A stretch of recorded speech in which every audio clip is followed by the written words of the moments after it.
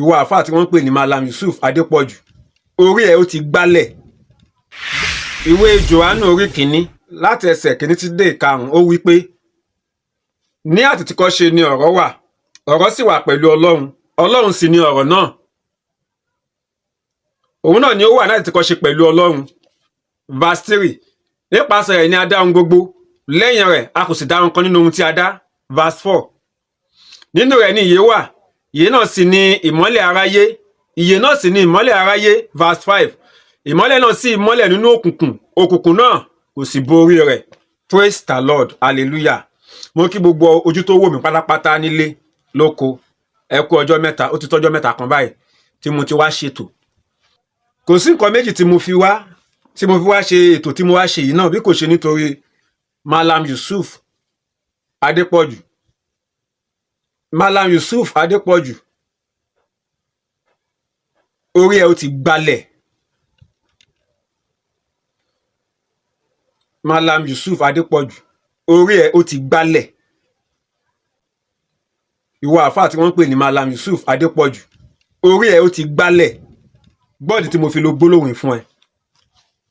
Gbọ́ ìdí tí mo fi lo gbólóhùn fún ọ. Gbọ́ ìdí yẹn.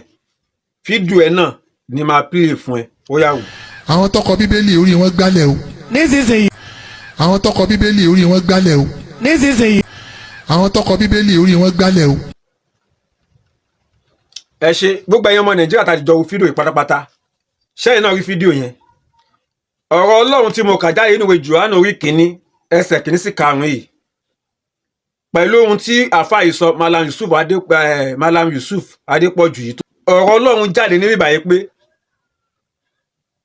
ní àtètèkọ́ṣe ni ọ̀rọ̀ wà, ọ̀rọ̀ sì wà pẹ̀lú Ọlọ́run, Ọlọ́run sì ni ọ̀rọ̀ náà. Ṣé pé ọ̀rọ̀ yẹn pọ̀ ju ẹnu ẹ̀ lọ. Mallam Yusufu Adepoju yìí orí tòun gangan ló gbálẹ̀. Kí ló dé tó jẹ́ pé àwọn kan wà tó kàn jẹ́ pé wọn ò ní làákàyè. Tẹ́ bá kíyèsí mi dáadáa bí mo ṣe wà mi ò kí ń rùdù síyàn, mi ò ń tàbùkù yàn, mi ò ń sọ̀rọ̀ àlùfàǹṣá síyàn. Tẹ́ bá wo àwọn fídíò tí mo ti ń ṣe, àwọn ètò tí mò ń ṣe fúnra mi, tẹ́ bá lọ inú péjì mi, tẹ́ bá wo àwọn fídíò mi, mi ò ń búyàn, mi ì dẹ̀ ń jàjà ẹ̀sìn. Kò sí ohun tó kàn mí pẹ̀lú ìjà ẹ̀sìn. Ẹ lè rí pásítọ̀ kan kó jáde síta kó bẹ̀ sí ni máa sọ Islam, Mùsùlùmí, igbá kan, àwo kan. Ẹ lè rí pásítọ̀ bẹ́ẹ̀ tó kí dẹ̀ ní díẹ̀ wọn ò ráàyè níbo láyé yẹn wà. Pásítọ̀ tó bá kún fún ẹ̀mí Ọlọ́run, tẹ̀mí Ọlọ́run gbé nínú wọn, they will full of inspiration. Wọ́n máa kún fún ìmísí ẹ̀mí mímọ́. Ẹ̀mí mímọ́ máa tọ́ wọn, ẹ̀mí mímọ́ máa darí wọn. Ṣé ìgbà iná ti máa ráyè jákujàku kan rádaràda kan? Wọ́n máa tako ẹ̀sìn kan. Wọ́n á fèsì iṣẹ́ tí Ọlọ́run gbélé wọn lọ́wọ́. Jésù sọ, ó ní gbogbo nínú ìwé Matthew 28:18-20, ó ní gbogbo agbára láyé àti lọ́run ni a ti fi fún mi.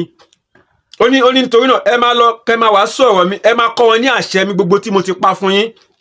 Láti orílẹ̀-èdè kan dé orílẹ̀-èdè kan, ẹ máa wàásù ìjọba Ọlọ́run fáwọn ènìyàn. So pásítọ̀ tí ó tó jẹ́ wípé láàárọ̀ lọ́sàn-án lálẹ́ ó ní wàásù ọ̀rọ̀ náà láì sinmi, láì ṣàárẹ̀.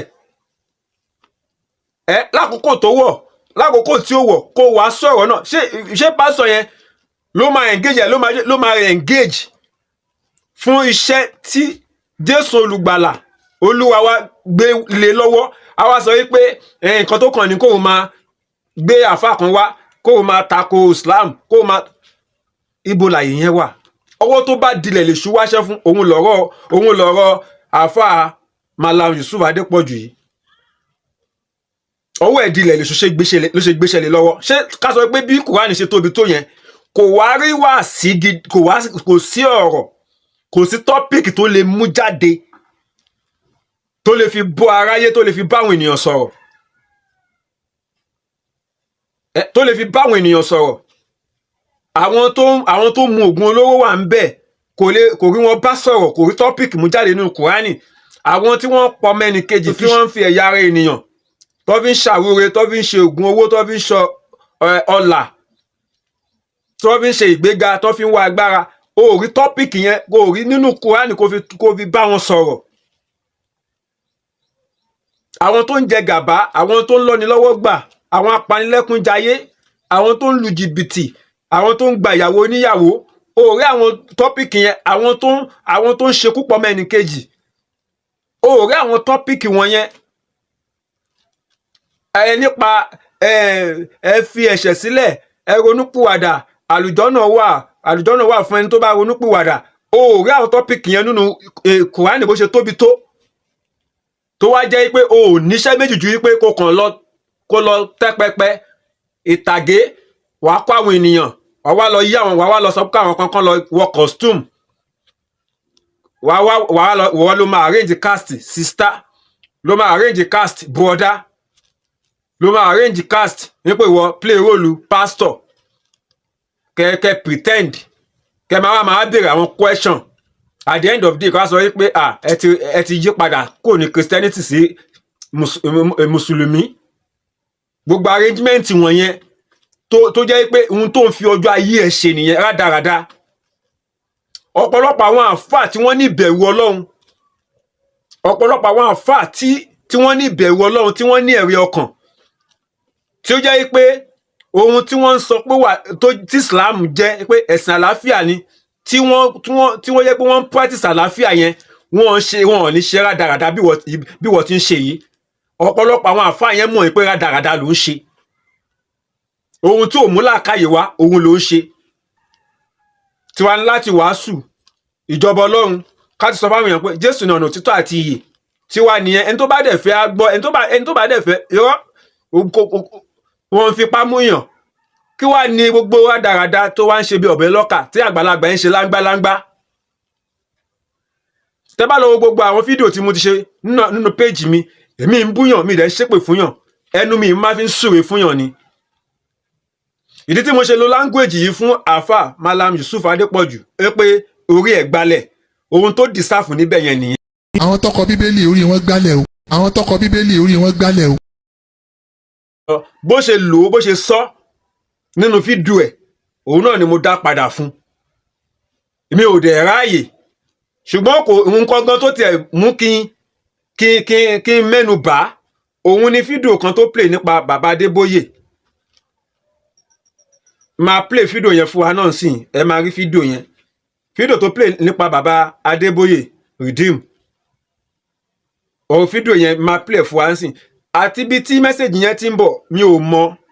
Torí ọ̀pọ̀lọpọ̀ bí mẹ́sẹ̀jì bá ṣe ń bọ̀ wá, wọ́n á kàn gé láàrin méjì kan lè lò fún trust wọn. But nevertheless, tó bá yẹ pé bí fídíò yẹn, tó bá yẹ pé bí bó ṣe rí náà nìyẹn, it's okay. Nígbà tá a bá play fídíò yẹn tán, ohun tí mo fẹ́ pa àkíyèsí wa sí, máa pe àkíyèsí wa sí. I'm going to be looking for imams pé màá máa wá àwọn mùsùlùmí who will agree with me tó máa gbà pẹ̀lú mi that they can use my church on Friday pé kí wọ́n wá lo ilé ìjọsìn mi níjọ́ Jímọ̀ and allow me to use their mosque on Sunday. pé kémi náà sì lo mọ́ṣáláṣí wọn lọ́jọ́. Fídíò yìí, according to this video bá ṣe wò yìí, ohun tí fídíò yìí sọ fún wa ni pé bàbá ń béèrè fún yín pé kí àǹfààní wà kí àwọn wá sí mọ́ṣáláṣí, káwọn mùsùlùmí gbà wọn láàyè káwọn wá sí mọ́ṣáláṣí, bóyá káàmpù wọn, ìpàgọ́ wọn, ilẹ̀ tó bá tóbi níbi tó ti máa ń kó àjọpọ̀ sí, káwọn wá ṣe sáfìsì ńbẹ̀. Then tó bá that is lọ́jọ́ Friday, then tó bá dijọ́ Sunday náà, káwọn Muslim náà káwọn náà wá sí redeem camp, káwọn náà wá ṣe kí ni kán yẹ sáfìsì tiwọn náà ńbẹ̀. Request bàbá nìyẹn, ìyẹn bàbá Adébóyè redeem. Now ní kúkú nǹkan tí máa kọ́ sáré sọ nípa message tí máa fún bàbá lélẹ̀. Ṣé gbogbo ẹ̀yin tó wò mí pátápátá, ẹ bá mi share message yìí, ẹ bá mi share message yìí kó kan bàbá Adébóyè lára, kó kan gbogbo àwọn ọmọ ìjọ redeem lára. Ẹ bá mi share message yìí kó kan àfà Mallam Yusufu Adepoju, kó kan lára, kó kan gbogbo ọmọ Nàìjíríà pátápátá, kó kan wọn lára.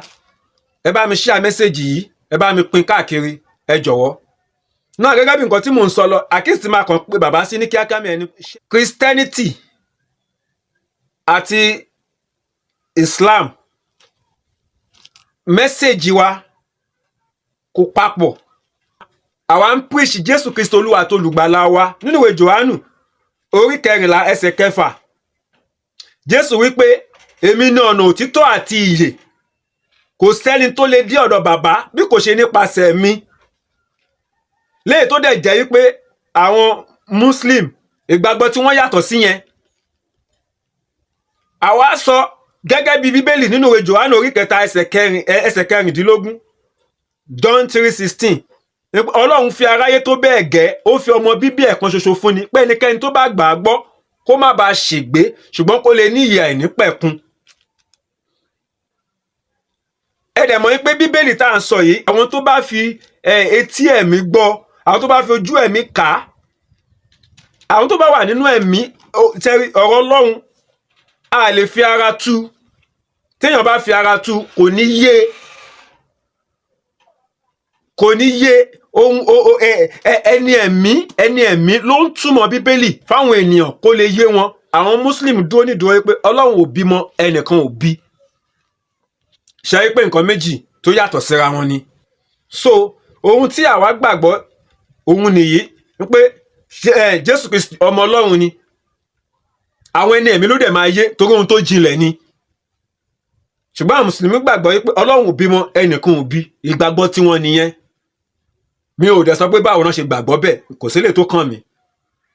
Ohun tèmi mọ̀ lèmi ń sọ. Bíbélì ló yé mi, Bíbélì lèmi mọ̀, Bíbélì lèmi dẹ̀ ń kà. So Bíbélì tó yé mi lèmi ń sọ ń pa èyí. Tí mo gbìyànjú láti sọ ni pé kí bàbá kíyèsára ìgbésẹ̀ yẹn tó bá jẹ́ pé bí fídíò yẹn ṣe lọ tó bá jẹ́ pé bẹ́ẹ̀ náà ni lórí lóòótọ́. Kí bàbá kíyèsára bàbá wa Adébóyè Redeem ẹni tó ń àdírẹ́sì yìí Mallam Yusufu Adepoju kò wọ́ tẹ̀. Tí ẹlòmíì bá tẹ̀ máa welcome request bàbá Adébóyè tẹ́lòmíì bá tẹ̀ máa welcome ẹ̀ nínú àwọn àfà kì í ṣe Mallam Yusufu Adepoju. Kì í ṣe kò wọ́ tẹ̀. Ṣẹ́ni tó sọ pé orí Bíbélì gbálẹ̀. Ṣẹ́ni tó sọ pé orí Bíbélì gbálẹ̀. Ṣẹ́ni tó ṣe fídíò kan ó tún ṣe fídíò kan tó ní Pastor Redeem kan yí pé ó yí padà sí Muslim. Ipò òun wá rí pé Christianity ò kì í ṣọ̀nà. Ṣé gbogbo àwọn framework wọ̀nyẹn Pastor Redeem yẹn in fact ẹ̀yin tẹ́ jẹ́ Redeem candidate ẹ bá wa wádìí jinlẹ̀jinlẹ̀ pastor iṣẹ́ pastor ní lóòótọ́ parish wo gangan ló wà.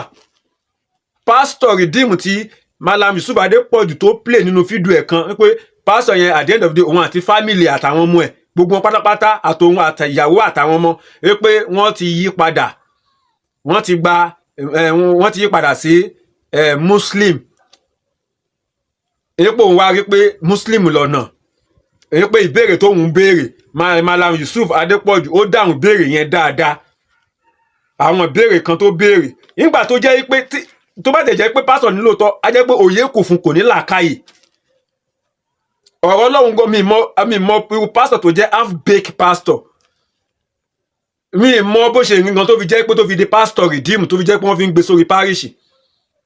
Àyà jẹ́ pé wọ́n stage manage wọ́n arrangement ní plan work ni kì í ṣe pastor. Tó bá yẹ pé ẹ̀mí Ọlọ́run ló darí bàbá pé kí wọ́n gbé ìgbésẹ̀ yẹn kí bàbá wa kíyèsára tó bíbẹ̀ sọ pé a máa gbàdúrà ká sì máa kíyèsára kí bàbá wa kíyèsára division nínú àwọn mùsùlùmí àwọn tí wọ́n máa bá ṣe pọ̀ kì í ṣe irú àáfà Mallam Yusufu Adepoju yẹn tó sọ pé orí Bíbélì gbálẹ̀ kò ń ṣe irú Mallam Yusufu Adepoju yẹn tó ń ṣe arrangement tó ń ṣe plan work stage management tó ń ṣe tó máa lọ sọ wípé ìwọ oya play role sister play role brother play role pastor kẹ máa wá sọ wípé Christianity àpọ́nà ní tẹ́lẹ̀ kì í ṣọ̀nà àti wáyé padà ti di Muslim kò ń ṣerú ẹ̀dá bẹ́yẹn ló máa welcome bàbá tó ń yí Bíbélì tó ń sori Bíbélì kodò tó ń yí Bíbélì lódì tó ń kọ́ wọn lẹ́ẹ̀kọ́ tó ń twist ọ̀rọ̀ Ọlọ́run. Ó yẹ ká bẹ̀rù Ọlọ́run. Àwọn nǹkan tá à ń ṣe tá à fi bẹ̀rù sí yìí ìdájọ́ ń bọ̀ lórí ẹ̀. It's never late for you. O sì lè ronúpìwàdà because Ọlọ́run ò fẹ́ kọ ẹlẹ́ṣẹ̀ bí kò ṣe kó ronúpìwàdà. Ó ní ẹ jẹ́ kí ènìyàn búburú kó kọ̀nà ẹ̀ sílẹ̀. Ó sì lè yí padà. Téèyàn bá ti kú nìkan ni kò ní àǹfààní ìrònúpìwàdà mọ́. Níwọ̀n ìgbà tó ṣe wà láyé báyìí sìn ó sì lè ronúpìwàdà ó sì lè yí padà kò tí ì pẹ́jù fún ọ. Ẹ wò ó kò jẹ́ bó ṣe jẹ́ ẹjẹ́ ń dó níbí báyìí ná. Ẹ ṣé púpọ̀ púpọ̀ gbogbo ẹ̀yin tẹ́ àdìjọ ṣe ètò ti tòní. Ẹ jọ̀wọ́ ẹ bá wa subscribe sí YouTube channel wa Oni Jesus TV. àwa tá a ti subscribe ẹ ṣeun lọ́pọ̀lọpọ̀ fún encouragement yín. Ẹ̀yin tẹ́ ẹ ti subscribe bá wa subscribe ẹ jọ̀ọ́ ẹ bá wa ṣe yẹn báyìí sìn ẹ ṣé ẹ jọ̀ọ́ bákan náà kẹ́ bá wa pín fídíò yìí ẹ bá wa pín ẹ ṣé yóò dára fún wa. God bless you. Èmi ni evangelist Daniel Taiwo Ọlọ́finṣàwò aka Only Jesus. Àlàáfíà ni fún wa.